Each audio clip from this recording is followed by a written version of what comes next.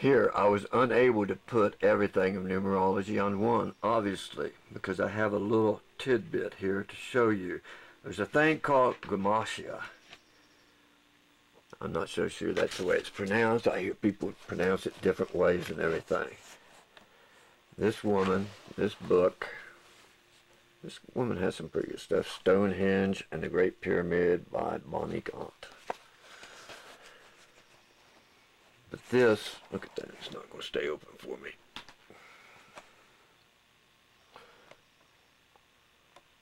But this is Gematria, I think, another Greek. And she explains why there is no 6 or there is no 90 in it and everything. But you see how they count. They do not count like me. I will show you my numerology counts very well on the 6 also. No other form of numerology with this Gematria, whatever you want to call it, actually makes Fox equal to 666. Okay, this is the Hebrew, I believe. And see, they even count that way. When they get to 9, they go 10, 20, 30, 40, 50, 60. They go all the way up. They only stop at 400.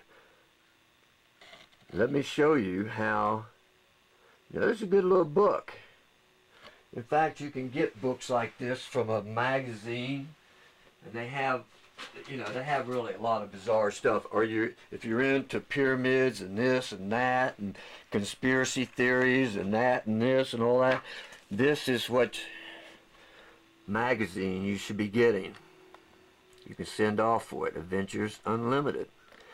Actually, when you buy books, they'll give you this magazine because they also want you to buy more books. So obviously, they wouldn't be too bright if they didn't give you a book after you buy books from them. So now let's go back up to my form and let me show you that Fox still equals 666. There you go. Okay, so this ends up in 9. So this J has to be 10. That's 10, 20, 30, 40, 50, 60. You got 6, now you got 60. 70, 80, 90.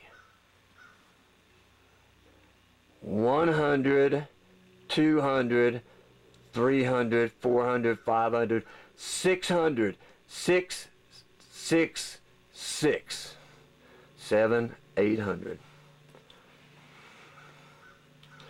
Now, this would be 888. That doesn't look like Christ to me, but you know, whatever. To each their own. But I have proven in Gematria, the way they count, that Fox equals that also. I don't think anybody has pointed this out. I could be the greatest numerologist on planet Earth. Then again, maybe not. I do know a little bit. I have proven something, haven't I? Whether it's viable or not, the numbers did match, did they not? Well, thank you. And remember, 333 is the clue. 333. Now there's something interesting about the cycle of the moon. Although the moon cycle is, what, I can't even remember, 29 point something days when it cycles. The full moon cycle, what I mean here is, let's say the full moon falls on the fall equinox. It takes 130, let's say it falls at midnight on fall equinox.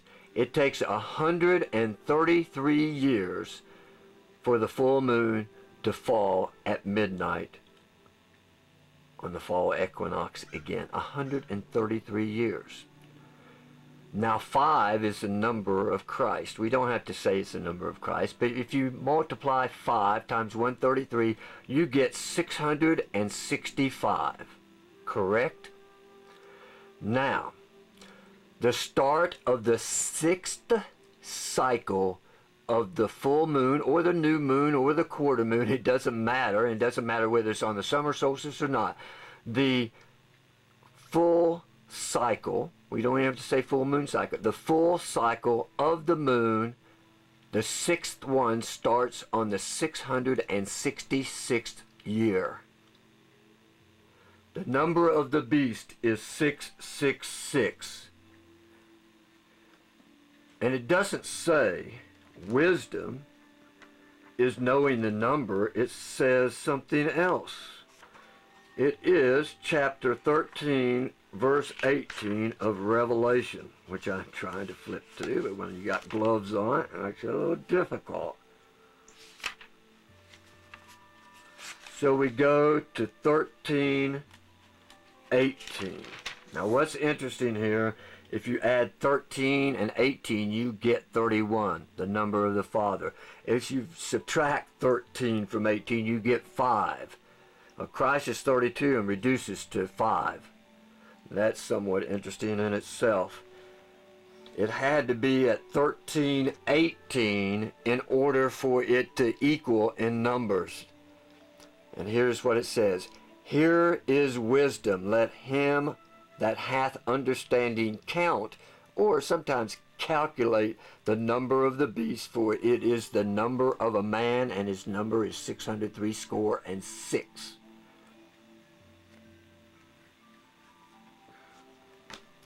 The wisdom is calculating the number, not knowing the number. I am calculating the number, and when I finish calculating the number and everything, you will come to understand that it might be the best calculation you have ever seen in your entire life, and you may decide that, whoa, this guy may have wisdom. Whom amongst the species of this planet can prove that they have wisdom? It's hard to prove what is intelligence and what is wise sometimes. Definitely hard.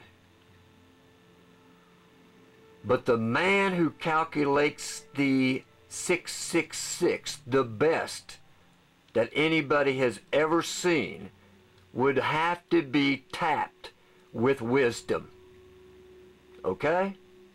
If his calculation is right.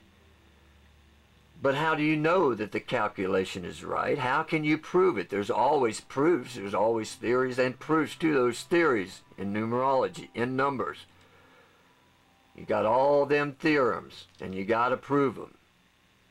So maybe I can prove this, but maybe I don't want to prove it at this particular time. Because I want you, if I prove it to you at this particular time, then I'm not teaching you anything, correct? A teacher does not give you answers. They may do it now in high school and all that. You know, I don't know. I know I was taking a real estate course 30 years ago, and they gave me all the answers to the test so I could get the certificate so I could go out and make money for the broker. They gave me all the answers. All I had to do is memorize them, go in and pass the test. Well, whatever, you know. So, it's best I not prove everything, and you all think about it and research it yourself and everything. And all the doubters that say, oh, that don't mean nothing, oh, that ain't nothing, oh, prove it, prove it, prove it, prove it, prove it, prove it, will lose when I do prove it. Do you understand that? Don't be so hypocritical, people. Give me some compassion, please. Jesus Christ asked for compassion. You know, and I ask for it also.